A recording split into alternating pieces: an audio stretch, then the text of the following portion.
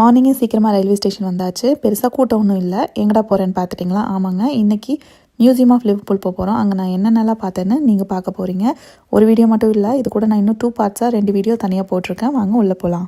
Hello everyone, this is Vency from UK.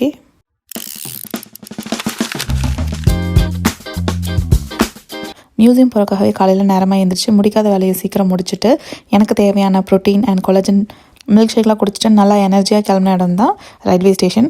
அங்கேருந்து நாங்கள் சீக்கிரமாக மியூசியம் போயிட்டோம். மியூசியம் போகிறதுக்கு முன்னாடி கொஞ்சம் தூரம் நடக்கணும். அது எவ்வளோ தூரம் பார்த்துட்டிங்கன்னா 30 to 45 minutes. ஆல்மோஸ்ட் குழந்தைங்களை கூட்டிகிட்டு போனீங்கன்னா 1 hour ஆகும். சாட்டர்டே ஆச்சுன்னா சம்மர் டைமில் UKயில் வந்து பயங்கர கோலாகலமாக இருக்கும்.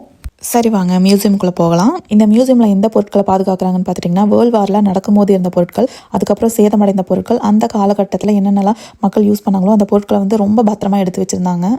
அந்த டைமில் ஒரு பிளேட் உடஞ்சிருந்துச்சுன்னா அதை கூட பத்திரமா எடுத்து வச்சுருக்காங்க பாருங்கள்.